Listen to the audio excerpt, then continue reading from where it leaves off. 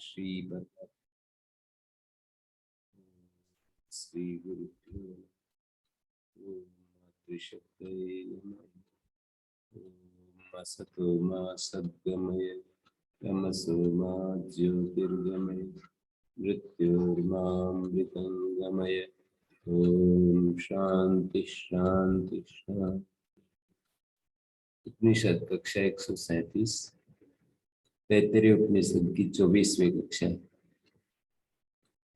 ब्रह्मानंद वल्ली का सप्तम अनुवाक हम आरंभ करने जा रहे हैं। असद्वा इदमग्रासीत् ततो वै सदजायत तदात्मानं स्वयं अकुरुत तस्मात् तत्सुकृतमुच्यते।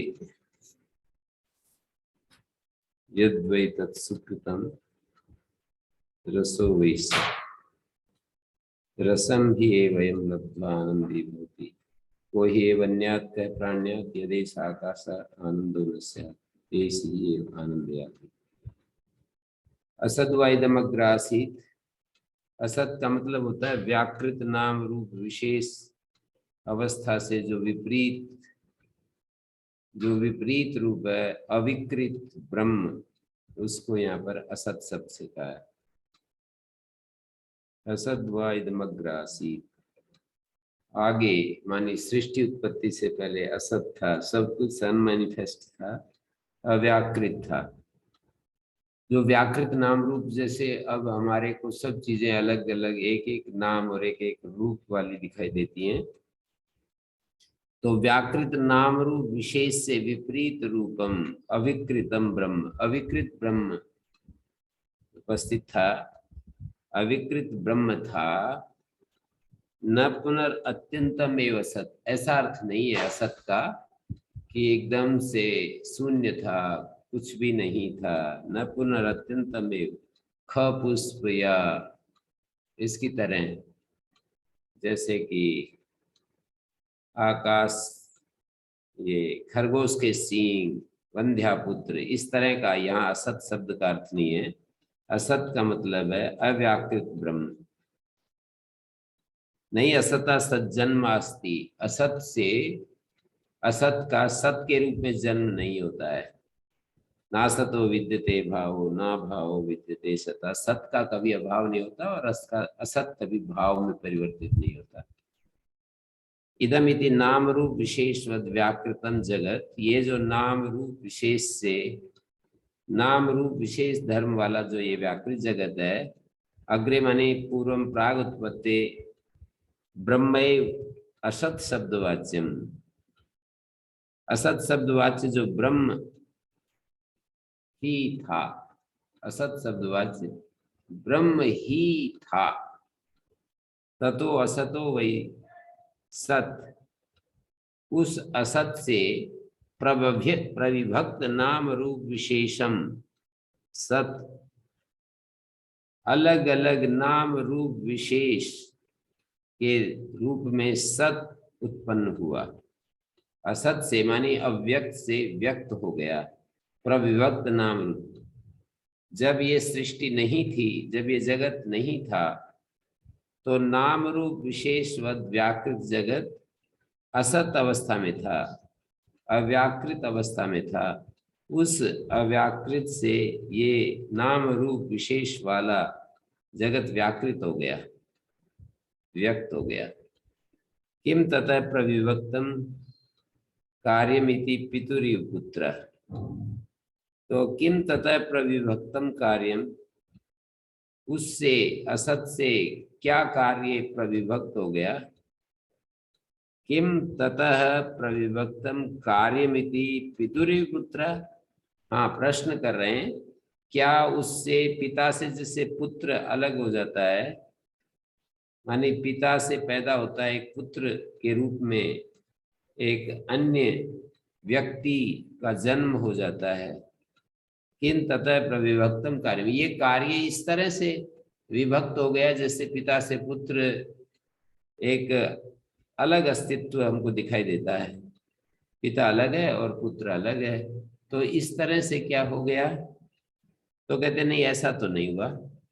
तद असत शब्द वाच्यम स्वयमेव, तो आगे लिख रहे हैं तद आत्मानं स्वयं अकुरुत, इस पंक्ति की व्याख्या कर रहे हैं। असद्वाग्रमा अग्रासीत, इस पंक्ति का अर्थ है कि ब्रह्म व्याकृत अवस्था में था, तो वही सद अजायत, उसी से सत उत्पन्न हुआ, व्याकृत नाम रूप वाला ये जगत उत्पन्न हुआ। तो इन्होंने ये प्रश्न किया, क्या ये जो कार्य प्रविभक्तम कार्यम, उस ब्रह्म से अलग हुआ कार्य पिता से जैसे पुत्र उत्पन्न होता है ऐसे हो गया क्या? तो बोले नहीं, तद असत शब्द वाच्यम, वो जो असत शब्द वाच्य ब्रह्म था, अव्याकृत था, वो आत्मानम में अकुरुत, अकुरुत माने कृतवत, उसने अपने को ही उस रूप में, जगत के रूप में पैदा किया। असत शब्द वाच्य जो, असत शब्द वाच्य जो ब्रह्म है, अव्याकृत ब्रह्म है, स्वयमेव आत्मानमेव, स्वयमेव का मतलब है आत्मानम स्वयं अकुरुत, आत्मानम और स्वयं पर्याय है, स्वयं एव आत्मानम एव अकुरुत, अपने को ही, स्वयं को ही उसने बना दिया इस तरह जगत के रूप में। यस्मादेवं तस्मात् तद ब्रह्मैव सुकृतम स्वयं कर्तृ उच्यते, जबकि ऐसी बात है इसलिए सुकृतम उच्यते, उस ब्रह्म को ही सुकृत कहते हैं। सुकृत मानी कता प्रत्यय, सुष्ठु क्रियते इति कर्माभिधायको भी छांदस्या प्रक्रिया सुष्ठु करोति इति कर्तृ। ये जो क्ता प्रत्यय है सामान्य रूप से तो कर्म में होता है, क्री धातु से क्ता प्रत्यय, सुकृत शब्द का अर्थ होगा जो किया जाता है, लेकिन यहाँ पर कर्ता में क्ता प्रत्यय, कृतो बहुलम एक नियम है व्याकरण का, जो कृत प्रत्यय होते हैं वो बहुल करके अन्य कारक में जहाँ विधान किए हैं उससे अन्य कारक में भी हो जाते हैं। तो क्री धातु से कृता प्रत्यय को यहाँ कर्ता कारक में मानेंगे तो अर्थ ही होगा स्वयं कर्तृ ब्रह्म इति प्रसिद्धम लोके सर्व कारणत्वात्, तस्मात् तद ब्रह्मैव सुकृतम स्वयं कर्तृ उच्यते, स्वयं अपने को करने वाला, जगत के रूप में बनाने वाला, सुकृतम स्वयं कर्तृ, स्वयं करने वाला ऐसा कहा जाता है। ब्रह्म कारणम सुकृतम उच्यते, ब्रह्म कारण है और इस जगत रूपी कार्य को स्वयं करने वाला है। सर्वथा पीतु फल संबंधादि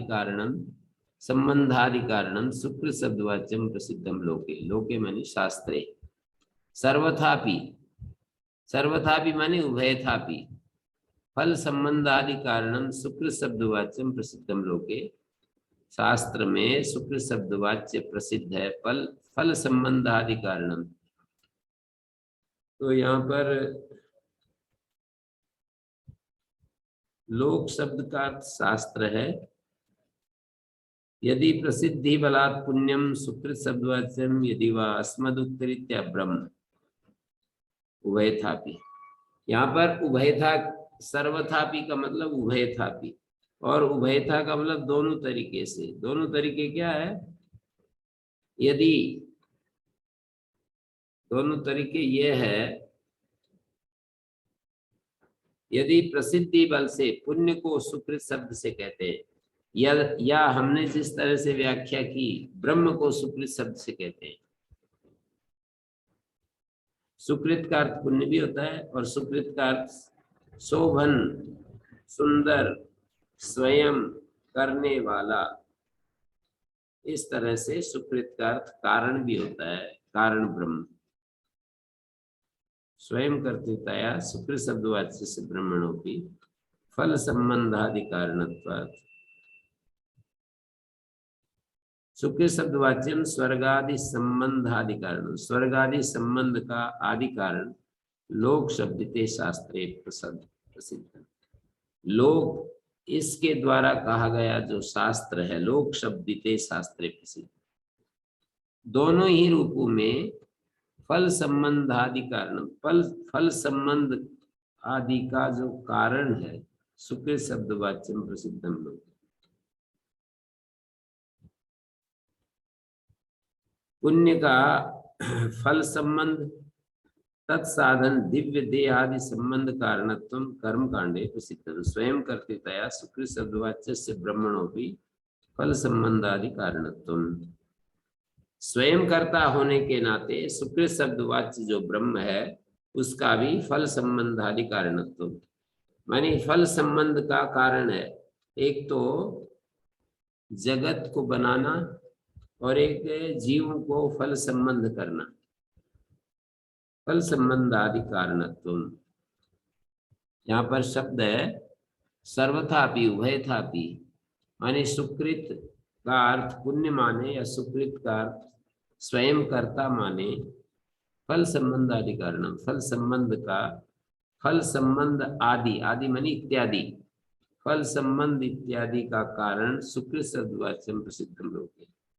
सुकृत शब्दवाच्य लोक में शास्त्र में प्रसिद्ध। यदि पुण्यम यदि वा अन्यत, पुण्य अर्थ है या अन्य अर्थ है। अन्य का मतलब, सुकृत शब्द का मतलब स्वयं करता है। नित्य चेतनवत कारणे सति उत्पद्यते, दोनों ही अवस्थाओं में नित्य चेतन व चेतन वाला कोई कारण यदि है तो ही ये दोनों अर्थ, पुण्य अर्थ भी सुकृत शब्द का तभी घटेगा, या स्वयं कर्ता ये अर्थ भी सुकृत का तभी घटेगा जब चेतनवत कारणम सति, कारणे सति उत्पद्यते। अन्यत सा प्रसिद्धि नित्य चेतनवत कारणे सति, चेतनवान कारण के होने पर ही ये अर्थ घट पाएगा। सुकृत शब्दवाच्य पुण्य से सा फल संबंधादि कारणत्व प्रसिद्धि, फल संबंधादि कारणत्व प्रसिद्धि। आसुतर विनाशी न जड़ से पुण्य कर्मणा, आसुतर विनाशी जो जड़ है उसका पुण्य कर्मणा स्वतः, जड़ जो पुण्य कर्म है स्वतः फलदातृत्व अयोगा। आसुतर विनाशी जो जड़ है, पुण्य कर्म जड़ रूप है, स्वतः फलदातृत्व अगोचरता, अगोचरात, स्वतः फलदातृत्व अयोगात, फलदातृत्व का अयोग होने से नित्य सर्वज्ञ ब्रह्मणि सत्य उत्पद्यते, नित्य सर्वज्ञ ब्रह्म के होने पर ही उत्पन्न होगा। ब्रह्मणा सुकृत शब्दवाच्यत्व पक्षेतु सा, ब्रह्म जब सुकृत शब्दवाच्य है तो ब्रह्म में फल संबंध आदि कारण तो प्रसिद्धि तस्य असत्वेन उपपद्यते, ब्रह्मणा असत्वे, ब्रह्म के न होने पर वो फल संबंध आदि कारण तो प्रसिद्धि नहीं बन पाएगी। तो इस तरह से यहाँ पर यदि पुण्यम यदि वान्यत सा प्रसिद्धि नित्य चेतनवत कारण है, नित्य कोई चेतनवान कारण के होने पर ही हो सकता है। तस्मात् अस्ति तत् ब्रह्म सुकृत प्रसिद्ध, इसलिए सुकृत की प्रसिद्धि होने से अस्ति तत् ब्रह्म, ब्रह्म है। सुकृतस्य फल संबंधादि कारणत्व प्रसिद्धे, सुकृत जो स्वयं करता है उसके फल संबंधादि कारणत्व प्रसिद्धि होने से ब्रह्म की सत्ता मान्य होती है। अस्ति तद ब्रह्म, है वो ब्रह्म, फल संबंध आदि कारणत्व प्रसिद्धे, सुकृत प्रसिद्धे, फल संबंध आदि कारणत्व, फल के साथ संबंध आदि कारण के दिखाई देने से उस ब्रह्म की सत्ता को स्वीकार करना होता है। आगे कह रहे हैं इतश्चास्ति ब्रह्म, इतश्चास्ति ब्रह्म इति शेष। एक तो ब्रह्म की सत्ता इस तरह से सिद्ध की कि फल संबंध जो पुण्य कर्मों का फल संबंध है वो किसी चेतन के होने से ही हो सकता है। जड़ चीजें अपने स्वयं फल देने में असमर्थ होती हैं, जड़ चीजें फल नहीं दे सकती। तो ब्रह्म की सत्ता, ब्रह्म की सत्ता को हम कैसे माने कि ब्रह्म है। जैसे पीछे इन्होंने आनंदमय कोश के बाद ये श्लोक बोला है, तो इसमें तीन हेतु देंगे। एक तो पुण्य और उपलक्षण के रूप में देखें तो पाप, पुण्य पाप का फल मिलता है ठीक ठीक रूप में, इससे पता लगता है कि ब्रह्म है। एक बात पूरी हो गई। दूसरी बात यद्वै तत् सुकृतम, जो वो सुकृत है, कुतो रसत्व प्रसिद्धि ब्रह्मण इत्यतः, मानी इस हेतु से भी ब्रह्म की सत्ता सिद्ध होती है, रसत्वात्, रसत्व के होने से। रसत्व प्रसिद्धि ब्रह्म से कैसे? यद्वै तत् सुकृतम रसो वैसा, जो ये सुकृत है, पुण्य है, यही तो रस है। रसो नाम तृप्ति हेतु, आनंद करो। मधुर अम्लादि प्रसिद्धो लोके, लोक में मधुर अम्लादि प्रसिद्ध है। रस क्या होता है? तृप्ति का हेतु होता है, जो हमारे को तृप्त करता है वो रस होता है, आनंददायक होता है। रसम ये वयम लब्धा प्राप्य, रस को प्राप्त करके आनंदी सुखी भवति, जीव जो है वो आनंदी होता है, सुखी होता है। न असता आनंद हेतुत्वम, जो असत चीज है वो आनंद का हेतु नहीं देखी गई है लोक में। ब्रह्मानंद साधन रहिता अपि अनीहा निरेषणा ब्राह्मणा बाह्य रसलाभादि सानंदा दृश्यन्ते विद्वांसो नूनम ब्रह्मैव रसस्तेषाम्। इतनी अच्छी बात लिखी है भाष्यकार ने कि बाह्य आनंद साधन, बाह्य जो आनंद के साधन होते हैं ना, जैसे गाड़ी घोड़ा संपत्ति सम्मान, ये बहुत सारी चीजें आनंद के हेतु के रूप में लोक में प्रचलित होती हैं।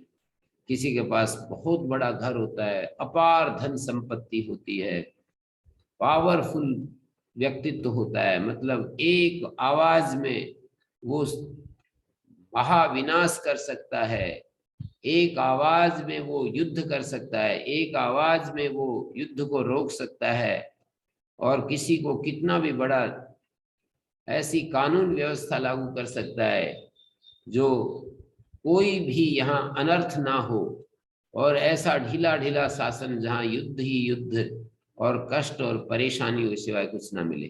तो इतना पावरफुल व्यक्तित्व ये आनंद के साधन माने जाते हैं। शक्ति आनंद का साधन है। सुंदर शरीर, शरीर में अपार बल, ये सब चीजें जो हैं आनंद के हेतु मानी जाती हैं। इसी तरह से पैसा, संबंधी, सुंदर बाल बच्चे, ये सब जो है आनंद के हेतु माने जाते हैं। लेकिन इन सब से रहित लोक में ऐसे भी लोग कुछ कुछ मिल जाते हैं बीच बीच में। बाह्य आनंद साधन रहिता भी अनीहा, चेष्टा रहिता, इच्छा रहिता, निरेषणा, अनीहा निरेषणा, बिल्कुल किसी भी चेष्टा से, उनमें कोई चेष्टा नहीं दिखाई देती, कोई ऐष्णा नहीं दिखाई देती। बाह्य रस लाभादि, लेकिन वो वैसे ही आनंद और तृप्त दिखाई देते हैं जैसे किसी बाह्य रस से प्राप्त व्यक्ति को खुशी मिलती है। विद्वांसः दृश्यन्ते विद्वांसः नूनम ब्रह्मैव रसस्तेषाम्, निश्चय ही ब्रह्म ही उनका रस होता है। तस्माद् अस्ति तत्तेषाम् आनंद कारणम रसवद ब्रह्म, रस वाला ब्रह्म है उनके आनंद का कारण। इतश्चास्ति ब्रह्म, और भी एक हेतु दे रहे हैं कि ब्रह्म के होने में चार हेतु, तीन नहीं चार हेतु हैं यहाँ पर। एक और हेतु दे रहे हैं, प्राणन आदि क्रिया दर्शनार्थ। प्राणन अपानन, जो ये प्राण का व्यापार दिखाई देता है, इससे भी पता लगता है कि ब्रह्म है। ये पिंड शरीर रूप में जो दिखाई देता है, जीवतः प्राणेन प्राणीति, जीते हुए का प्राण से प्राणन क्रिया कर रहा, अपान से अपानन क्रिया करता है। एवं वायवीय इंद्रिय का चेष्टा संघतई कार्यकरणई निर्वर्तमाना दृश्यन्ते, इकट्ठे हुए कार्य और करण, सूक्ष्म शरीर और स्थूल शरीर के एकत्रीभूत होने पर ये सब निष्पन्न होते हुए देखे जाते हैं। तत्सेकार्थ वृत्ति तेन संघननम, एक प्रयोजन साधनत्व। एकार्थ वृत्ति का मतलब है किसी एक के प्रयोजन को सिद्ध करने के लिए। नान्तरेण चेतनम असंगतम संभवति, चेतन के बिना ये असंगत, नान्तरेण चेतनम असंगतम, ये जो असंगत पदार्थ है वो चेतन के बिना संगत नहीं हो सकते।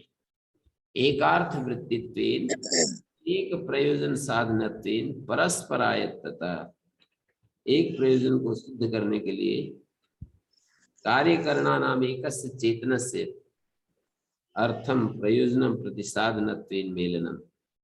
कार्य और करण, कार्य माने स्थूल शरीर, करण माने सूक्ष्म शरीर, इनके एक चेतन के लिए जो प्रयोजन के प्रति साधनता, साधनत्वेन मेलनम, असंगतम, संगत कार्यकरण व्यतिरिक्तम, यहाँ पर लिखा है असंगतम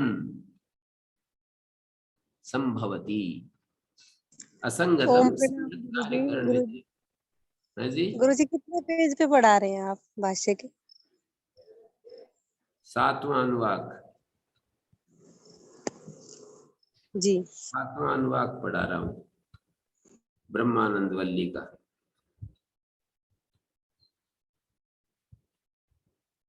तो कार्यकरणों का एक चेतन के प्रयोजन के प्रति साधन बन करके जो मिलाप होता है कार्यकरणों का, वो असंगतम संगत कार्यकरण व्यतिरिक्तम, वो किस कोई बिल्कुल संगत कार्यकरण से व्यतिरिक्त है, उसके लिए होता है।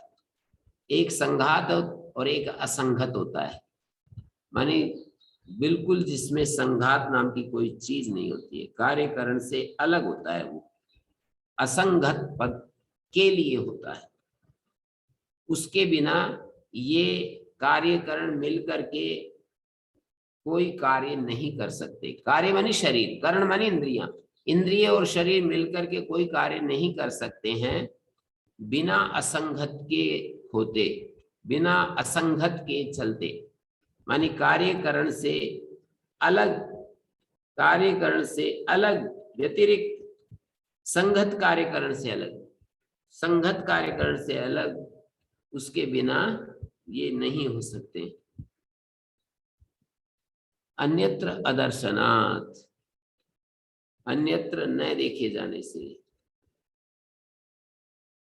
अन्यत्र अदर्शनात् तदाह तद्यदि एष आकाशे परमे व्योमनि गुहायां निहित आनंदो न स्यात् न भवेत् को हि एव लोके अन्यात् अपान चेष्टां कुर्यात् कः प्राण्यात् प्राणनम वा कुर्यात् तस्मादस्ति तद्ब्रह्म। यदि ये आकाश में, परम व्योम में, हृदय गुहा में, आकाश का मतलब है परम व्योम, परम व्योम का अर्थ है अव्याकृत। ये दोनों अर्थ भी हमने किए थे एक प्रारंभ में ब्रह्मानंद वल्ली के, यो वेद निहितम गुहायाम परमे व्योम। गुहायाम और परमे व्योमन को समानाधिकरण रूप में और व्यधिकरण रूप में हमने देखा था। परम व्योम में जो गुहा है, उस गुहा में बुद्धि, परम व्योम गुहा, गुहा मानी बुद्धि रूपी गुहा, उस बुद्धि रूपी गुहा में जो परम ब्रह्म है, या परम व्योम रूप जो गुहा है उसमें जो ब्रह्म है। तो आकाशे परमे व्योमनि गुहायां निहिता आनंदो न स्यात् न भवेत् कोई एव लोके अन्यात् अपान क्रियां कुर्यात् को प्राण्यात् प्राण क्रियां कुर्यात् तद्ब्रह्म। तो प्राण अपान नामक जो क्रिया चल रही है, इससे भी अनुमान होता है कि कोई ब्रह्म है, ब्रह्म नाम की चीज है। कार्य और करण चेष्टा शेषित्वेन ब्रह्मणो अस्तित्वम आह श्रुति। कार्यकरण के अन्यत्र अदर्शनात् माने एकार्थ वृत्तित्वेन संघननम नान्तरेण चेतनम असंगतम संभवति अन्यत्र अदर्शनात् तद्यदि, तद यदि रसम ये वयम लब्ध्वानंदी होती को ही अन्यत् कह प्राण्यात् यदेश आकाश आनंदो न स्यात्। तो मैं ये कह रहा था कि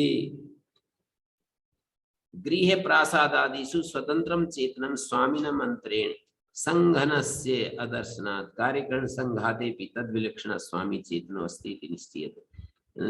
सांख्य शास्त्र में चेतन की सत्ता को सिद्ध करने के लिए संगत परार्थत्वात् ये हेतु दिया है। जो संगत है वो परार्थ होता है। जैसे घर, महल, गाड़ी, ये सब संगत पदार्थ हैं, बहुत सारी चीजों के मेल से बनते हैं। तो वो ऐसे उस असंगत के लिए है, होता है जो इनमें से कोई उसका अवयव नहीं होता। जैसे ईंट, सीमेंट, पत्थर और लोहा, इन सब चीजों से मिलकर एक भवन बनता है। इन चीजों में से कोई भी नहीं होता है जो उसका स्वामी होता है। ना लोहा होता है जो दिखाई दे रहा लोहा। यूं तो हमारे शरीर में भी वे तत्व जो प्रकृति में होते हैं वो पाए जाते हैं, पर जिन लोहे से, सीमेंट से, पत्थर से, ईंट से ये हमारा ये जो भवन बना है, इनका कोई हिस्सा लोहा जाकर के शरीर में, हमारे शरीर में जुड़ा हुआ हो, जैसे वहां लोहा होता है, रॉड होती है, वैसा हमारे शरीर में नहीं होता है। जैसे ईंट होती है हमारे शरीर में नहीं होता है। जैसे वहां मिट्टी होती है हमारे शरीर में, उस तरह की मिट्टी नहीं होती है। जैसे वहां पर सीमेंट होती है हमारे शरीर में नहीं होता है। तो वो असंगत होता है। जिसके लिए भवन होता है वो इनसे बिल्कुल असंगत होता है। कार्यकरण संघाते भी तद विलक्षण स्वामी चेतनो अस्ति निश्चयते सच चेतना प्रति शरीरम भेदे। वो चेतन प्रत्येक शरीर में भेदे अनन्यथा सिद्ध प्रमाणाभावात्। तो वो चेतन प्रत्येक शरीर में, प्रति शरीरम प्रत्येक शरीर में भेदे अनन्यथा सिद्ध प्रमाणाभावात् सर्वात्मकम ब्रह्म युक्त अस्तित्व सिद्ध। सर्वात्मक ब्रह्म रूप होता है अनन्यता सिद्ध प्रमाण के अभाव होने से। तो ये एक हेतु दिया है, मतलब 1 2 3 हेतु दे चुके हैं अब तक ब्रह्म की सत्ता को सिद्ध करने के लिए। 7वां अनुवाक ब्रह्म पुच्छम प्रतिष्ठा, जो पीछे 6ठे अनुवाक के अंत में कहा था ब्रह्म सबका आधार है, तदेश श्लोको भवति, उसकी सिद्धि में ही ये श्लोक बोला। ये 7वां अनुवाक ब्रह्म की सत्ता को सिद्ध करने के लिए ये। मैंने एक पतंजलि योगपीठ में था तो एक बहन को मैंने कहा था कि इसको 7वें अनुवाक को पढ़ करके और एक लेख लिखो। तो उन्होंने बहुत ही इसका अध्ययन करके बहुत सुंदर से उसको प्रस्तुत किया कि इस अनुवाक में ब्रह्म की सत्ता को सिद्ध किया जा रहा है। ये अनुवाक ब्रह्म के अस्तित्व को सिद्ध करता है। तो इसमें 4 जो हेतु दिए गए हैं ब्रह्म के अस्तित्व को सिद्ध करने में, उनको ही प्रस्तुत किया उन्होंने।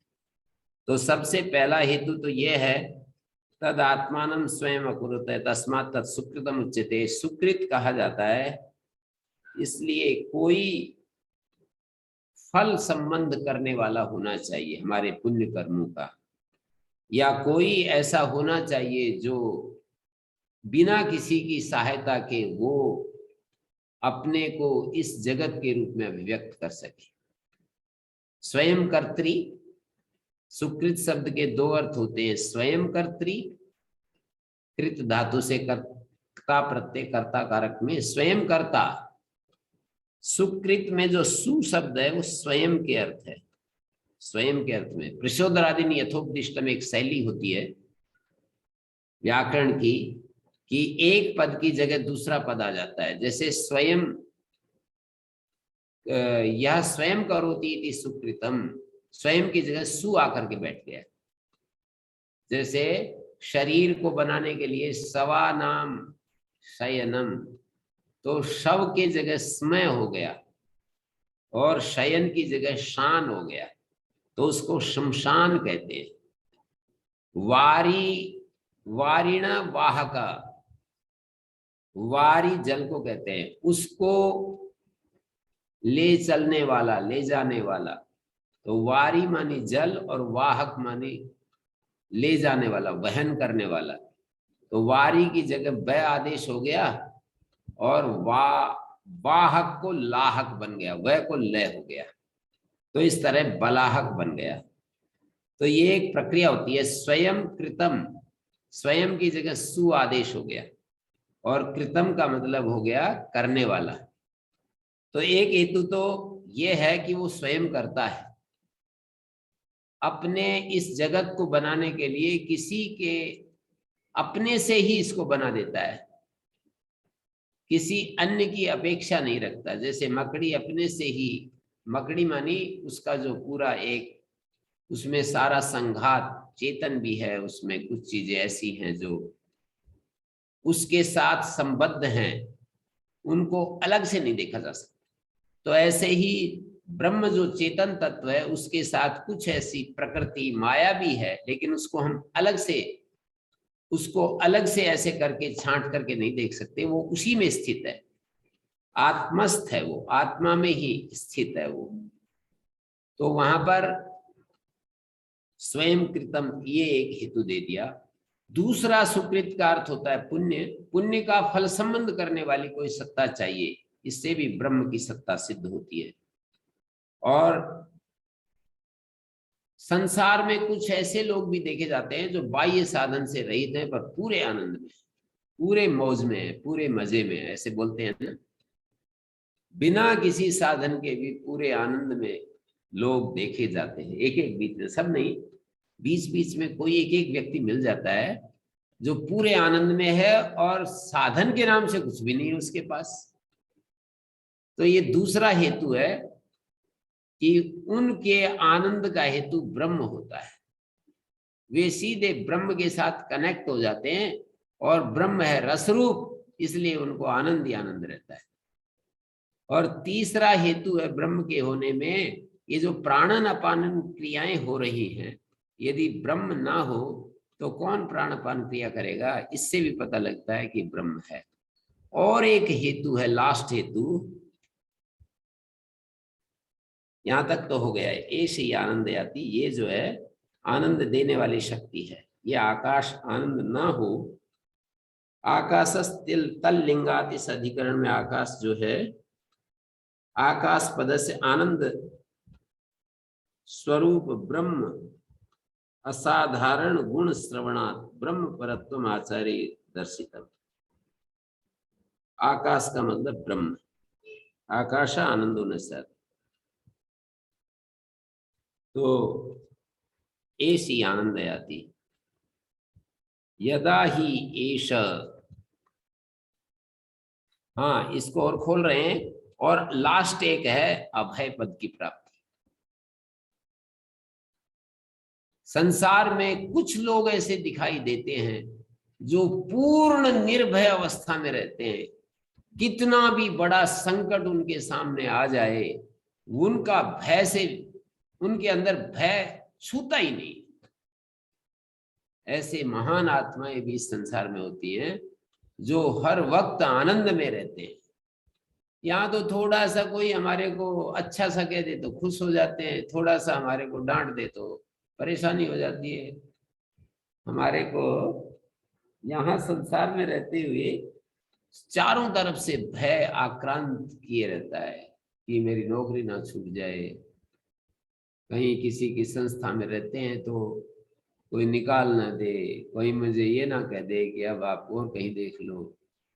तो इस तरह से कहीं मेरे को, मैं इधर जा रहा हूं कोई मेरे को लूट ना ले, अकेला मैं जा रहा हूं कोई मेरे साथ मिसबिहेव ना कर बैठे, ऐसे यहाँ तो पदे पदे भय जो है चारों तरफ से छाया रहता है। पर इस संसार में कुछ ऐसे लोग भी होते हैं जो निर्भय होकर के विचरण करते रहते हैं। एक अमेरिकन माता जी थी, पीस पिलग्रिम उसका नाम था। वो 25 वर्ष तक लगभग ऐसे घूमती रही, 25,000 किलोमीटर पैदल भ्रमण किया उन्होंने। कितना होता है 25,000 किलोमीटर?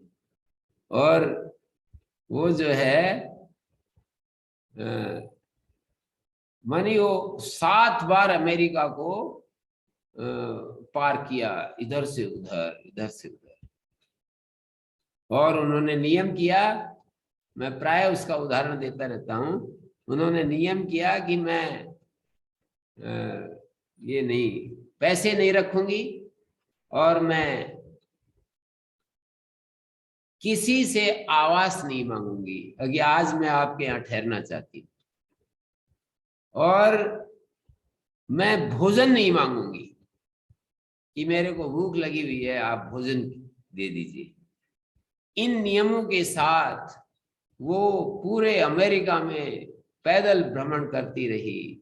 जहां कोई पूछ लेता कि आज आप हमारे यहाँ ठहर जाइए, हाँ परिचय के रूप में उन्होंने अपने बैक साइड पर ये लिखा जरूर था, एक जो शर्ट पहनी हुई थी पीस पिलिग्रिम 25,000 ऑन फीट, ऐसे कुछ करके लिखा हुआ था।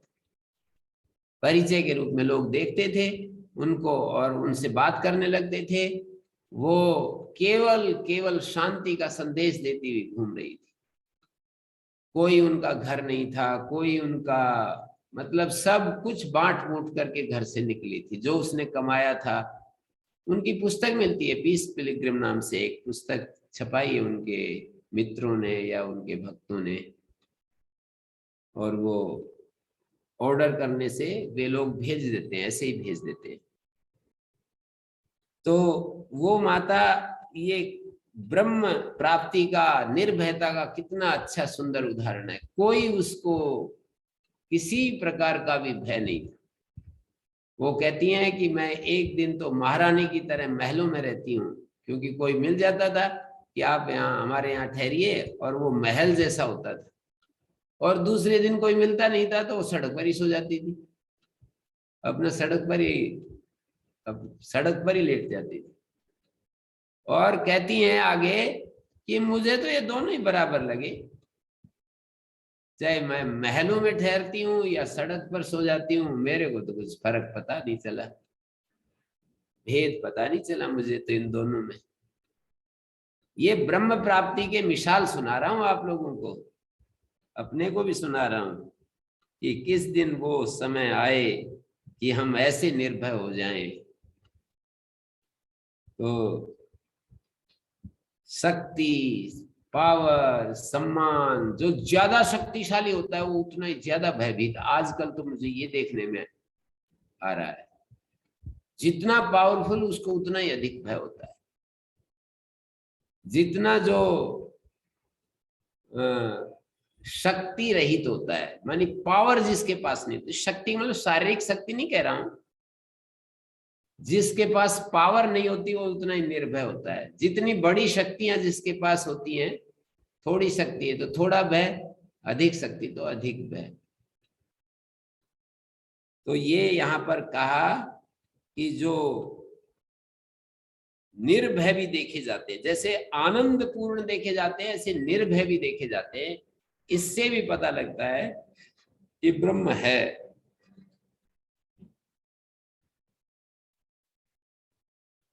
तो यहाँ पर यदा ही एषा एतस्मिन् अदृश्ये अनात्म्य अनिरुक्त्य अनिलयने अभयं प्रतिष्ठां विन्दते यत्सो अभयं गतो भवति। यहाँ लिखा है यदा ही एव एष, भय और अभय हेतुत्वाद विद्वद अविदुषो अस्ति तद्ब्रह्म। ब्रह्म की सत्ता सिद्ध होती है। इन कार्यों को देख करके अनुमान करते हैं कि ब्रह्म है। भय और अभय का हेतु विद्वान और अविद्वान, विद्वान के भय का और विद्वान के अभय होने का, और विद्वान के अभय होने का और अविद्वान के भयभीत होने का कारण मौजूद है।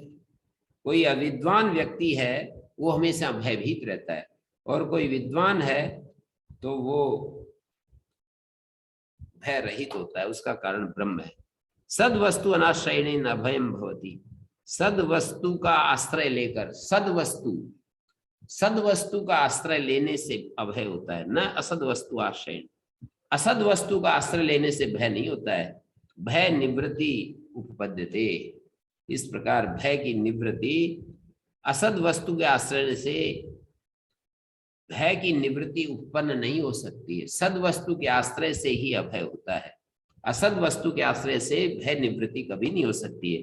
कथम अभय हेतुत्वम इति उच्यते यदा ही एषा, जब ये साधक एतस्मिन् ब्रह्मणि, किन विशिष्टे ब्रह्मणि, कैसा ब्रह्म, एतस्मिन् ब्रह्मणि, ये ब्रह्म, इसमें कुछ विशेषण शब्द डाले हैं, अदृश्य, अनात्म्य, अनिरुक्त, अनिलयने अभयम प्रतिष्ठां विन्दते, अभय प्रतिष्ठा को प्राप्त करता है। एतस्मिन् ब्रह्मणि, कैसे ब्रह्म में, अदृश्य, दृश्य नाम द्रष्टव्य विकार को कहते हैं, दर्शनार्थत्वाद विकार।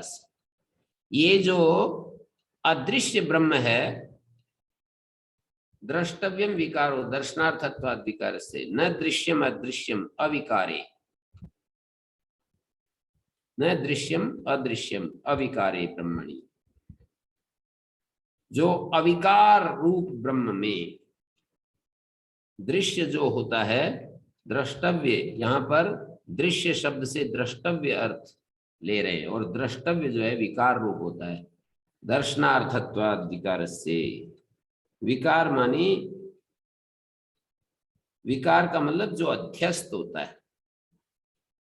सर्व दृश्य वर्जिता अदृश्ये सर्व अविषयी भूते। दृश्य का मतलब जो विकार, विकार का मतलब जो अध्यस्त अवस्था में, एक अध्यस्त होता है, एक अधिष्ठान होता है। जैसे रज्जु और सर्प के दृष्टांत को लेकर के देखें तो रज्जु अधिष्ठान होती है और उसमें आरोप कर देते हैं सर्प का, तो सर्प जो है अध्यस्त कहलाता है। तो यहां पर लिखा है कि तस्मिन् अदृश्य अविकारे अविषय भूते। अविषय भूते का मतलब होता है सर्व दृश्य विवर्जिते, दृश्य धर्म से विवर्जित। दृश्य धर्म से जो विवर्जित होता है, तो ऐसे अदृश्य अविकारे अविषयी भूते, दो अर्थ किए अदृश्य के, अविकारे अविषयी भूते। अविषयी भूते पाठ भी मिलता है, अविषयी भूते भी मिलता है। सर्व दृश्य विवर्जिते, सभी दृश्य से विवर्जित। न दृश्यम अदृश्यम अविकारे, दृश्य नाम द्रष्टव्य, देखने योग्य को दृश्य कहते हैं। विकार दर्शनार्थत्वाद विकार से, जो विकार होता है वो किसी चीज का परिवर्तित रूप होता है। अदृश्य दृश्य नाम द्रष्टव्य को कहते हैं और वो विकार होता है। विकार माने परिवर्तित रूप होता है।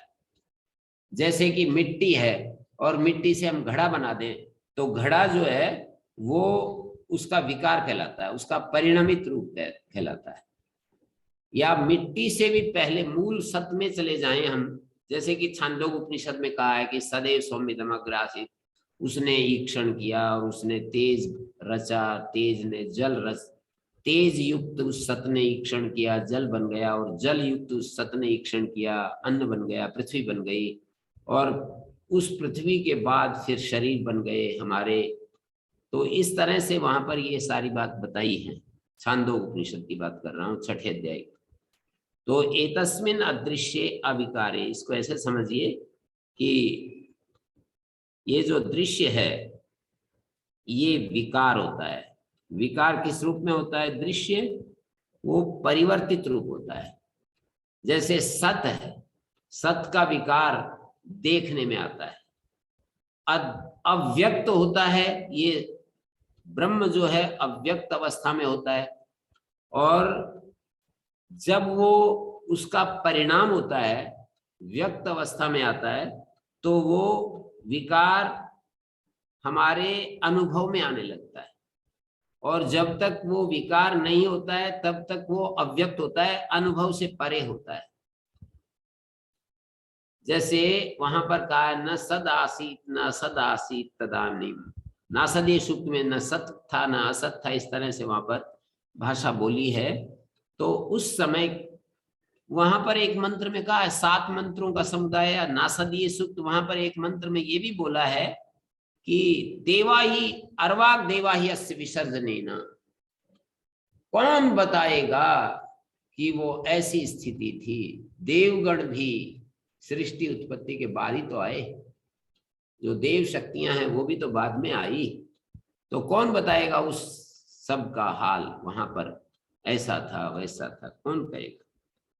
देवा ही अस्य विषय, देवताओं के द्वारा ही तो ये कहा जाता है, बताया जाता है, सत्य को सत्य के रूप में प्रस्तुत किया जाता है। पर देवता भी बाद में आए, तो इसलिए वहां उसको अनिर्वचनीय कहना पड़ता है कि एक ऐसी मौन स्थिति थी जिसको हम बता नहीं सकते। तो विकार जो होता है वो दर्शन के लिए होता है। विकारो दर्शनार्थत्वाद विकार से, भाष्यकार ने ऐसा अर्थ किया है। दृश्यम नाम द्रष्टव्यम, विकार दृश्य नाम द्रष्टव्य को कहते हैं, विकार को कहते हैं, परिवर्तित रूप स्वरूप को कहते हैं। दर्शनार्थत्वाद विकार से। विकार जो होता है वो दर्शन के लिए होता है, मानी अनुभव में आने के लिए होता है, ज्ञान में आने वाली चीज होती है विकार। जो विकार से पूर्व रूप, जैसे प्रकृति जिसको सांख्य कहता है, वो उसका अविकृत रूप है, उसको कोई अनुभव नहीं कर सकता है, प्रकृति का कोई अनुभव नहीं कर सकता है। पूर्ण योगी भी प्रकृति का अनुभव नहीं कर सकता, ऐसा सांख्य शास्त्र में मैंने पढ़ा है। प्रकृति को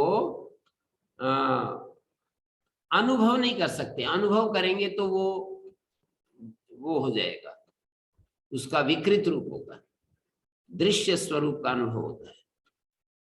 तो अदृश्ये अविकारे अविषयी भूते, मानी सर्व दृश्य वर्जिते। फिर अगला पद है अनात्मे। आत्मे पद का अर्थ है शरीर, तो अनात्मे का मतलब हो जाएगा अशरीरे। अनात्म्यम अशरीरे। यस्माद अदृश्यम तस्माद अनात्म्यम, क्योंकि वो अदृश्य है, पहला हेतु दे रहे हैं, क्योंकि वो अदृश्य है ब्रह्म, इसलिए वो अनात्म अशरीर है। यस्माच्च अनात्म्यम, और फिर यस्माच्च अनात्म्यम तस्माद अनिरुक्तम, इसलिए वो अनिरुक्त निर्वचनीय है, उसको कहा नहीं जा सकता ब्रह्म को, क्योंकि वो अनात्म है इसलिए अनिरुक्त है। विशेषो ही निरुच्यते, जो विशेष होता है उसका ही कथन होता है। निरुच्यते का मतलब निश्चय से उसका कथन होता है। जो विशेष पदार्थ होता है समान असमान जातियों से अलग करके उसको कहा जा सकता है। विशेष जो होता है वो समान और असमान जातियों से उसको अलग करके बताया जा सकता है। घटादि को उदाहरण दे सकते हैं। जो समान जाति है, अनेक अनेक प्रकार के घट होते हैं, कोई बड़ा घट होता है, कोई छोटा होता है, कोई बहुत बड़ा होता है, कोई बिल्कुल छोटा होता है। उन सब से अलग करके एक घट को हम दिखा सकते हैं। और असमान जातीय पट इत्यादि जितने भी असमान जातीय पदार्थ हैं उनसे अलग करके दिखाया जा सकता है। विशेषो ही निरुच्यते। तो अनात्मे अनिरुक्ते ब्रह्मण, ये ब्रह्म के विशेषण है चारों। अदृश्य, अनात्मे, अनिरुक्ते, और चौथा विशेषण अनिलयने। सर्व विकार हेतुत्वा तस्माद अनिरुक्तम। अविकारम च ब्रह्म, विशेषस्य विकारा अविकारम च ब्रह्म। ब्रह्म जो है विकार रहित है, सर्व विकार हेतुत्वा तस्माद अनिरुक्तम। सारे विकारों का हेतु होता है पर स्वयं विकार रूप नहीं होता है। यतएवं तस्माद अनिलयनम। निलयन नीड को कहते हैं, आश्रय को कहते हैं, घोंसले को कहते हैं निलयनम। न निलयनम अनिलयनम। अनाधारम, जो अनिलयन होता है, अनाधार होता है, आधार रहित होता है। अदृश्यत्वाद हेतु अनिरुक्तम ब्रह्म तस्मादेव हेतु अनिलयनम आधार रहितम। ब्रह्म जो है वो आधार रहित होता है, उसका वो किसी के ऊपर टिका हुआ नहीं होता है। तस्मिन, जैसे कि हम तो छत के ऊपर टिके हुए हैं या जमीन पर टिके हुए होते हैं, वो भूमा किसमें प्रतिष्ठित होता है? छांदोग्य उपनिषद के 7वें अध्याय में पूछा, बोला स्वे महिमनी, यदि वह अमहिमनी, किसी के आधार में टिका नहीं होता है। लोक में एक दूसरे के ऊपर आश्रित होता है, पर ब्रह्म जो है किसी के आश्रय पर नहीं टिका हुआ होता है। तो ऐसा कह करके फिर बोले तस्मिन अनाधारम आधार रहितम तस्मिन एतस्मिन अदृश्य अनात्मे अनिरुक्त्य अनिलयने सर्व कार्य धर्म विलक्षण ब्रह्मणि। कार्य धर्मों से विलक्षण होता है। ये कार्य धर्म जो जगत होता है, ये इसमें हमें हमारे को अलग अलग कार्य के रूप में चीजें दिखाई देती हैं। कार्य धर्म से विलक्षण जो ब्रह्म है उसमें अभयम प्रतिष्ठाम विन्दते। यहाँ पर दो तरह से भाष्यकार ने अर्थ दिया है। अभयम का मतलब क्रिया विशेषण, अभयम विन्दते भय रहित स्थिति को प्राप्त करता है, या अभयाम लिंग विपरिणाम से अभयाम को अभयम बना दिया। अभयाम प्रतिष्ठाम विन्दते, प्रतिष्ठा मानी स्थिति, आत्मभाव विन्दते, भय रहित अपनी स्थिति को प्राप्त करता है। तदा स तस्मिन नानात्वस्य भय हेतोर अविद्याकृतस्य दर्शनात् अभयं गतो भवति। अत्सो अभयं गतो भवति तस्मिन् तदा स तस्मिन् नानात्वस्य भय हेतु, जो नानात्व है वो भय का हेतु है। द्वितीयाद् वै भयं भवति। नानात्व में आदमी अपने को कमजोर, दूसरे को बलवान और ऐसा ऐसा देखेगा तो चरक में एक सूत्र आता है कि भय के जितने भी कारण होते हैं, असमर्थता उसमें सबसे प्रबल कारण। तो भय हेतु और अविद्याकृतस्य दर्शनात्, अविद्याकृत जो भय हेतु है वो वहां नहीं रहता है।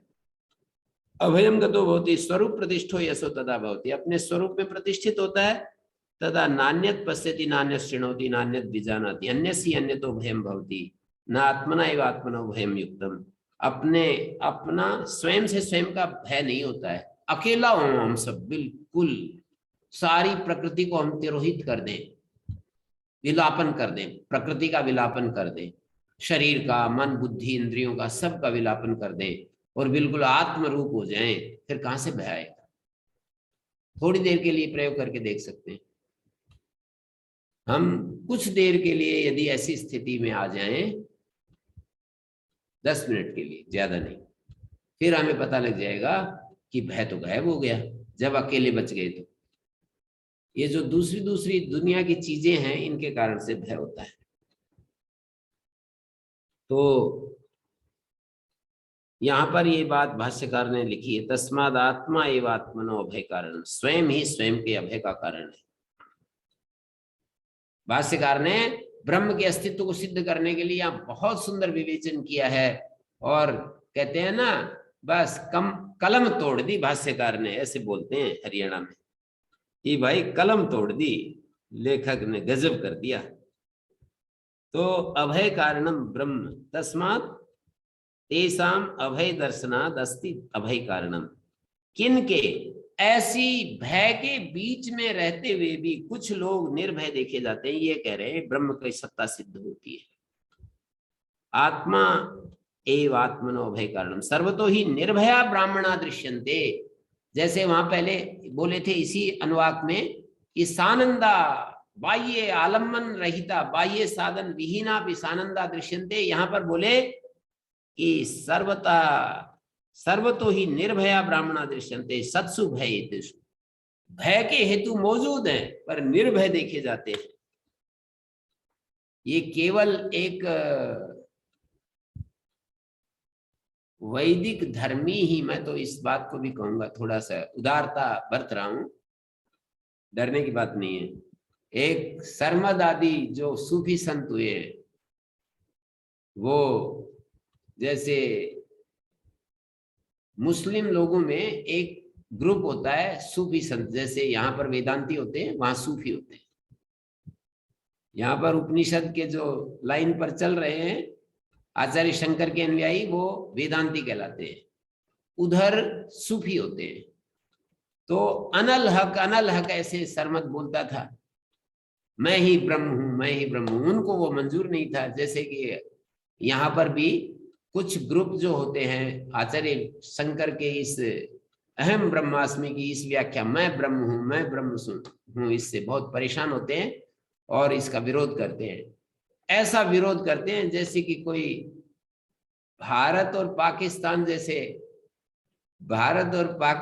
का जैसे विरोध होता है, पाकिस्तान के नाम से भारत को और पाकिस्तान को भारत के नाम से जैसे चिढ़ होती है, तो ऐसे ही सांकर वेदांत का नाम लेने मात्र से ही ऐसे लगते हैं कि ये कोई बहुत ही बड़ा कोई एक जुर्म करने वाला व्यक्ति हमारे बीच में आ गया, ऐसे समझने लगते हैं। एक व्यक्ति बड़े गुस्से में आकर के मेरे को, मैं पतंजलि में वहां से ही मैं ये सब चल गया था मेरा प्रोग्राम, मतलब वेदांत के ऊपर अध्ययन चल गया था। तो एक विद्यार्थी, मेरे स्टूडेंट आकर के बोले, आप ये कैसे यहाँ पर ये नास्तिकता का प्रचार कर रहे हैं, अर्थात सांकर वेदांत कैसे आप पढ़ा रहे हैं? नास्तिकता का बेचा, ऐसा उनके शब्द सुना रहा हूं। तो मैं इस घटना को लेकर के मैं कह रहा हूं कि औरंगजेब सरमद के अनल हक बोलने पर इतना ज्यादा, जैसे कि शांकर वेदांत से दूसरे लोग, नाम नहीं लेना चाहता मैं कि कौन जो है ऐसे, पर कोई कोई ऐसा हो जाते हैं, ऐसे चिढ़ते हैं, ऐसे बहुत ही ज्यादा उनको कष्ट होता है कि ये ऐसी भाषा क्यों बोलते हैं, अहम ब्रह्मास्मि की भाषा क्यों बोलते हैं। तो अनल हक अलग, उसने मृत्यु दंड दिया इसको। गरम सलाकाएं औरंगजेब ने, सरमद जो सूफी संत है जो अपने को अहम ब्रह्मास्मि कह रहा है, उसको कहा कि इसको गरम सलाकाएं लगाओ, इसके खून गर्म करके और उसकी सलाकाएं उसके ऊपर ऐसे करते थे। और वो मुस्कुराता हुआ अपने चेहरे के ऊपर उस खून को, जब उसके शरीर में से खून बहता था तो लेकर के उसको अपने चेहरे के ऊपर ऐसे रन कि ये क्या कर रहे हो, कि जो ब्रह्म स्वरूप होते हैं उनका चेहरा हमेशा कठिन परिस्थितियों में भी आनंद से भरा हुआ होता है। कोई ये ना समझ ले कि इनके चेहरे पर कोई वो आ गई है, उदासी आ गई। तो ऐसे बता रहे हैं यहाँ पर कि भय, निर्भय ब्राह्मण देखे जाते हैं। तच्च युक्तम असति भय प्राणे ब्राह्मणी, भय का रक्षा करने वाला ब्रह्म के होते हुए यदि वो ना हो, असति भय त्राणे ब्रह्मणी, भय से बचाव करने वाला ब्रह्म न हो तो असंभव है ऐसा निर्भय होना। तेसाम अभय दर्शनाद अस्ति तद अभय कारणम ब्रह्म। तो यदा ही एतस्मिन् उदरम अंतरम कुरुते, यदा ही ऐसा साधका एतस्मिन् ब्रह्मणि और आत्मनि, अपने में और ब्रह्म में, उत अरम अंतरम कुरुते, थोड़ा सा भी जरा सा भी अंतर करता है, तस्य भयम भवति, उसको भय हो जाता है। स्वामी दयानंद जी बेशक द्वैत को मानते हों, पर वो अपने परमात्मा में ऐसे स्थित थे जैसे कि लोहा और अग्नि एक हो जाते हैं। कहने के लिए वो द्वैतवादी हैं कि स्वरूपतः आत्मा अलग है और ब्रह्म अलग है, लेकिन कार्यतः यदि देखेंगे तो आपको ऐसा लगेगा कि वो अपने ब्रह्म स्वरूप में सदा स्थित है और उनको किसी प्रकार का भी, किसी भी परिस्थिति में भय नहीं, उनके आनंद में जरा सा भी बाधा नहीं है। तो यहाँ पर कहा एतस्मिन् उदरम अंतरम कुरुते, जरा सा भी यदि अंतर करते हैं तो तस्य भयम भवति, तत्तु एव भयम विदुषो अमन्वानस्य, अमन्वानस्य विदुषः तत्त्व एव, तत्तु एव, क्या किया, तत्तु एव भयम विदुषः अमन्वानस्य, जो ब्रह्म को नहीं जान रहा है, अमन्वानस से मानी ब्रह्म को जो नहीं जान रहा है उसको वो भय हुआ करता है। यदा पुनरविद्यावस्थायां ही यस्मात् एषा अविद्यावान अविद्या प्रत्युपस्थापितम वस्तु, अविद्या से जो ये प्रत्युपस्थापित वस्तु है, तैमरिक द्वितीय चंद्रवत पश्यति आत्मनि एतस्मिन् ब्रह्मणि उद अपि, उद का अर्थ होता है अपि, और अरम का होता है जरा सा, अल्पम, अंतरम छिद्रम भेद दर्शनम कुरुते, थोड़ा सा भी भेद देखता है, भेद दर्शनम एवं अंतरकरणम, भेद देखना ही अंतरकरण है, भय कारणम, अंतरकरण भय कारण, अल्पम भेदम पश्यति अतस्मात् भेद दर्शनाद हेतु अस्य भेद दर्शनात्मनो भयम भवति, भेद दर्शी भय हेतोरस्य भेद दर्शिना आत्मनो भयम भवति, तस्माद आत्मा एवं आत्मनो भय कारणम अविदुषा, अविद्वान के लिए स्वयं ही स्वयं के भय का कारण बन जाता है। तद ब्रह्म त्वेव भयम भेद दर्शित, त्वेव का मतलब है तद ब्रह्म, तू एव, तू एव वह ब्रह्म, तद मानी वह ब्रह्म, तू एव भयम भेद दर्शिनो विदुष ईश्वरो अन्य मत्त अहम अन्य संसारी इत्येवं विदुषो भेद दृष्टम ईश्वराख्यम तदेव ब्रह्म अल्पम अपि अंतरम कुर्वतो भयम भवति एकत्वेन अमन्वानस्य। जो एकत्व रूप में नहीं मान रहा है, तस्मात् विद्वान, ये सब दिखाया है इन्होंने, तत्वे भयम विदुषो अमन्वानस्य तदप्ये श्लोको भवति, उसके लिए ये श्लोक है। 8वां अनुवाक चलेगा अब आगे। कोई किसी का कुछ प्रश्न है तो पूछ सकते हैं। नमस्ते आचार्य जी। हाँ जी। पिछले ये एक वो पंचकोश के संदर्भ में चल रहा था हमारी चर्चा आचार्य जी। हाँ जी। तो वो आनंद और सुख इसमें चर्चा चल रही। तो एक दूसरा एक मंत्र है आचार्य जी, स नो बंधुर्जनिता स विधाता धामानि वेद भुवनानि विश्व यत्र देव अमृतमान शानास तृतीय धामन्य तृतीय। ये तृतीय ये क्या है? इसमें भी सुख दुख ऐसा कुछ आनंद से इसमें वो ये संबंध रहेगा, ऐसा मुझे थोड़ा स्पष्ट कीजिए। वेद में जो मंत्र हैं वो भक्त और भगवान के संबंध को लेकर के हैं। वहां तात्विक वर्णन नहीं होता है कि आत्मा एक है अनेक है, इस तरह से नहीं होता है। जीव और ब्रह्म, जीव और ईश्वर, ब्रह्म नहीं शब्द बोलूंगा, जीव और ईश्वर सैनो बंधुर जनिता, वो हमारा बंधु है, पैदा करने वाला है। बधनाति प्रेमणा इति बंधु, जो प्रेम से हमें बांधे रहता है। सैनो बंधुर जनिता स विधाता, वो कर्म फल दाता है। विधाता, विधाता कर्म फल दाता। सैनो बंधुर जनिता स विधाता धामानि वेद भुवनानि विश्वा, वो समस्त धामों को जानता है। ईश्वर जो है नाम, स्थान और कर्म रूप, वो नाम को भी जानता है, स्थान को भी जानता है, हमारे कर्मों को भी जानता है। मानी जैसे हमारे नाम होते हैं, 3 धाम होते हैं, धामानि वेद भुवनानि विश्वा। भुवनानि धामानि वेद, विश्वानी, यहाँ पर विश्वा का अर्थ है विश्वानी, भुवना का अर्थ है भुवन, भुवन मानी ये सारे लोक लोकांतर। धामानि वेद भुवनानि विश्वा, वो परमात्मा, वो परमेश्वर ईश्वर, वो समस्त धामों को जानता है, नाम रूप और कर्म को जानता है, हमारे कर्मों को भी जानता है, नाम को भी जानता है, जीवों के नाम रूप और कर्म को जानता है, उसके स्वरूप को जानता है कि हम मनुष्य रूप में हैं, ये पशु रूप में है, तिर्यक योनि में है। ऐसे ईश्वर सर्वज्ञ कहा है ना, तो ऐसा जानता है। धामानि वेद भुवनानि विश्वा सैनो बंधुर्जनिता स विधाता धामानि वेद भुवनानि विश्वा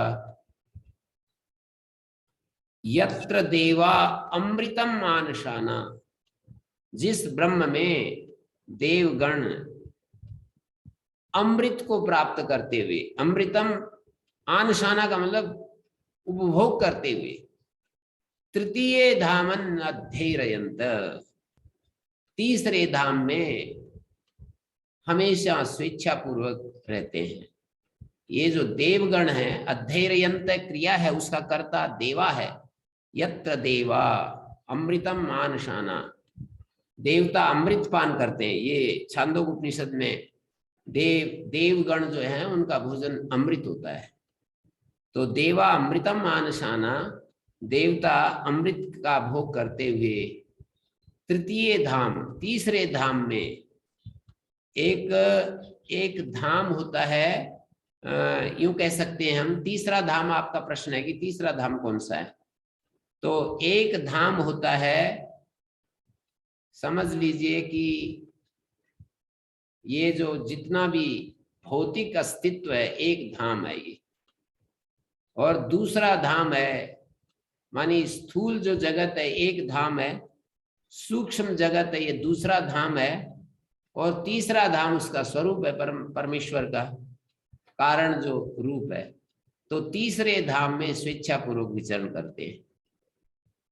पहला धाम स्थूल, दूसरा धाम सूक्ष्म, जागृत अवस्था में पहला धाम समझ लीजिए, और स्वप्न अवस्था में दूसरा धाम, और तीसरा धाम हो गया कारण अवस्था में। तो कारण अवस्था को ईश्वर के रूप में उपमित किया है वहां पर 6ठे मंत्र में, मांडुक्य उपनिषद के 6ठे मंत्र में, 6ठे मंत्र में कारण अवस्था को ईश्वर के रूप में सै सर्वेश्वर, ऐसा ऐसा कहा है वहां पर। वो सर्वेश्वर है, सर्वज्ञ है, सर्वांतर्यामी है, प्रभवाप्य विभूता नाम, ऐसा कहा है। तो तीसरे धाम में माने ईश्वर में, ईश्वर के स्वरूप में स्वेच्छा पूर्वक रहते हैं, अर्थात उनमें कोई पराधीनता नहीं रहती है। और बोलिए। हाँ, तो ये तीसरा मतलब सुख दुख और आनंद, इस तरह से समझ रहा था मैं।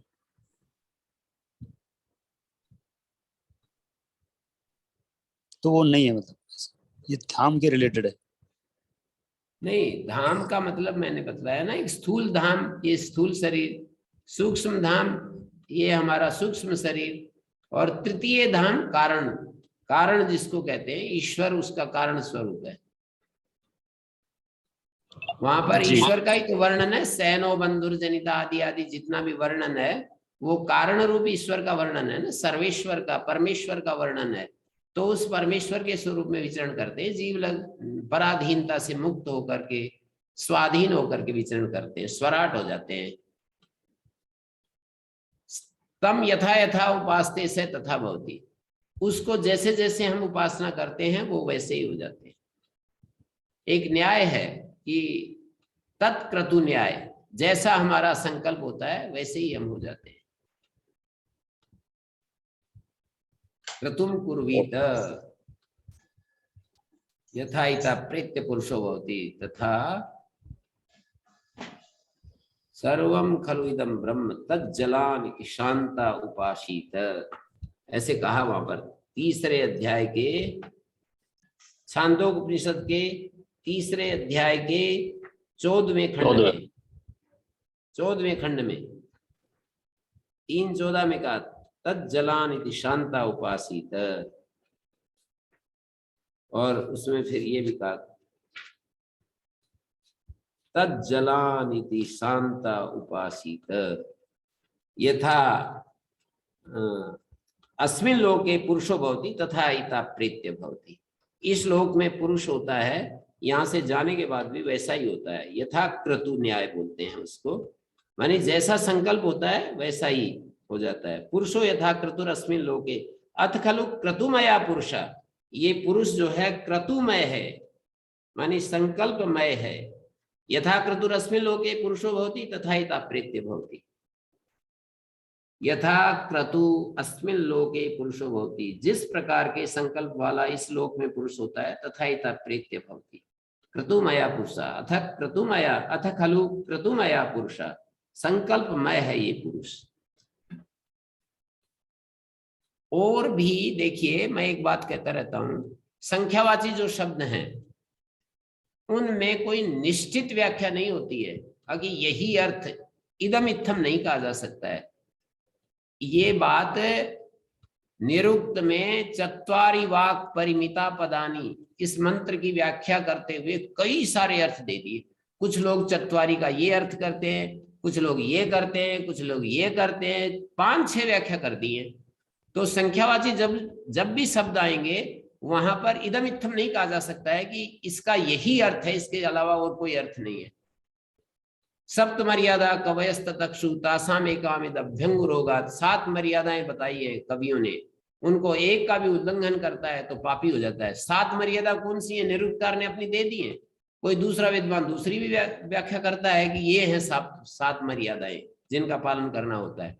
तो संख्यावाची शब्द आ गया ना, तृतीय धामन अध्ययन्ते, तो त्रीणि धामानी, तृतीय धाम, तीसरे धाम में, तीसरा धाम का मैंने जो अर्थ किया है कि एक स्थूल, एक सूक्ष्म, एक कारण, ये बुद्धि संगत है। और भी कोई व्याख्या हो सकती है, उसमें मेरा कोई मतभेद नहीं है, विरोध नहीं है।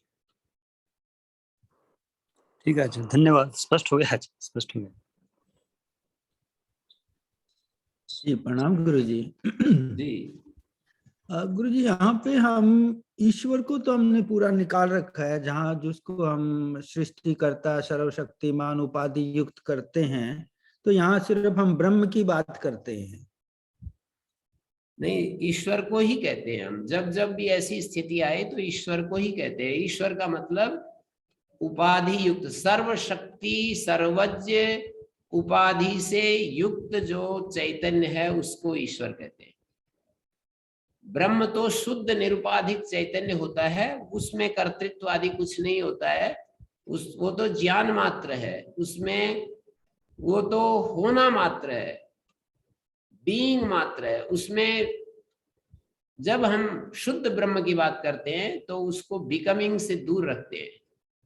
जी जी वही बीइंग बिकमिंग में भी आ जाता है जब वो प्रकृति के साथ संपर्क में हो, मतलब प्रकृति के साथ उसको जब देखते हैं तो वही ब्रह्म, जैसे मैं ही पगड़ी के साथ हूं, मैं ही पगड़ी के बिना हूं, मेरे दो रूप हैं, पगड़ी के साथ और पगड़ी के बिना।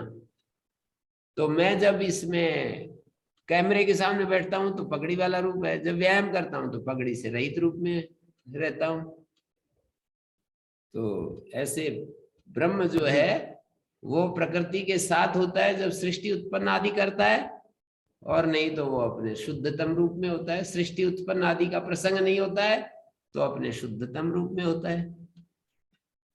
तो जब कर्मफल दाता आदि विधाता आदि के रूप में वर्णन होता है, बंधु रक्षक इत्यादि के रूप में होता है, सृष्टि पालन करता भोक्ता आदि के रूप में वो इस संसार को फल देता है, दंड देता है, पुरस्कार देता है, तो सारे ईश्वर के ही है। ये सब सारे ईश्वर के रूप होते हैं।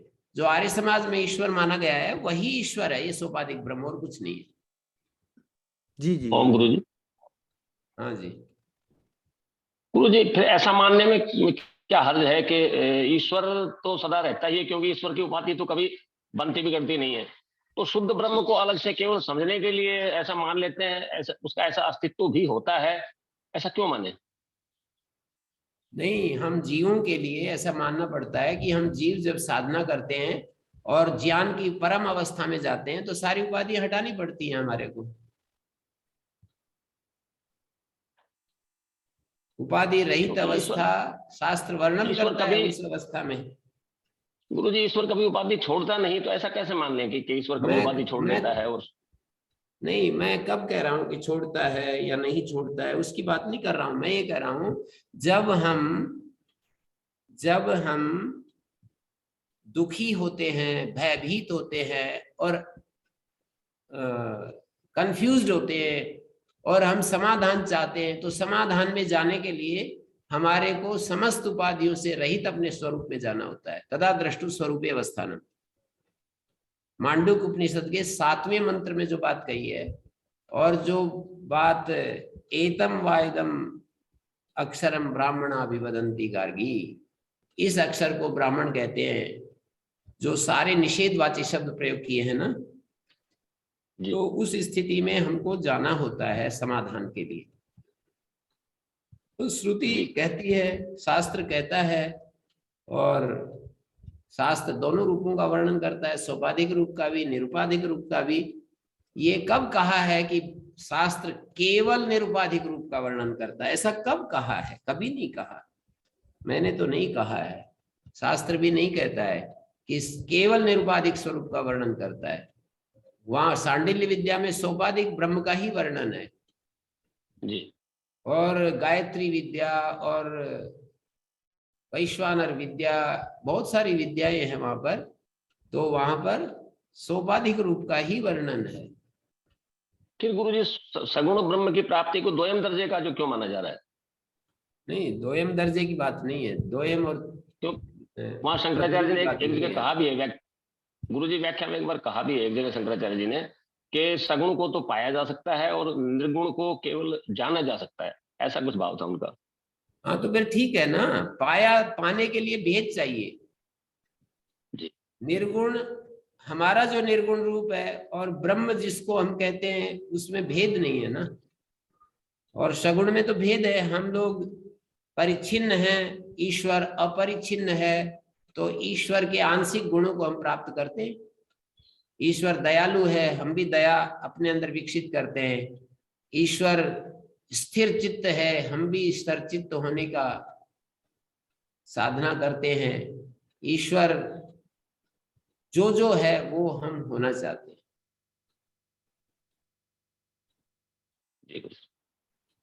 ओम आचार्य जी। अनिल जी।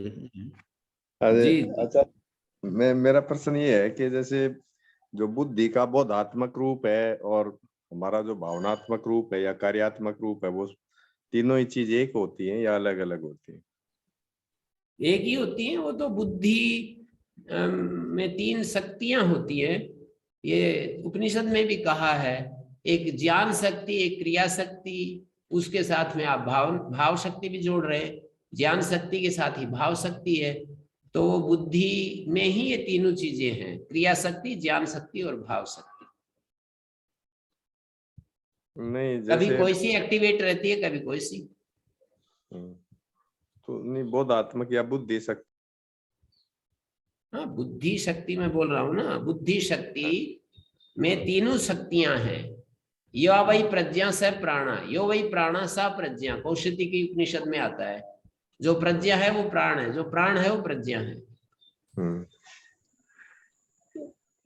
जहां मतलब बुद्धि रहेगी वहां तो तर्क रहेगा, भावना रहेगी वहां बुद्धि तर्क रहेगी, रहेगा। वहां पर क्रिया शक्ति भी काम करेगी। बुद्धि शांत होगी तो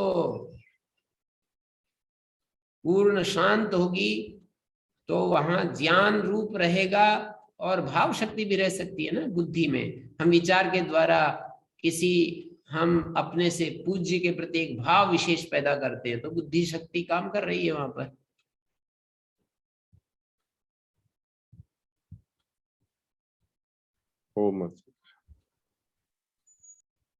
हाँ जी, शेखर जी, हो गया? विराम दें? जी गुरु जी। श्री जी का प्रश्न तो नहीं है कोई?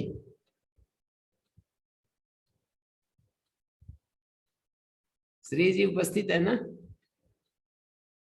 हाँ गुरुजी, मैं हूँ, लेकिन मेरा प्रश्न आज नहीं है, मैं कल पूछ लूंगा। ठीक है। ओम शांति शांति शांति।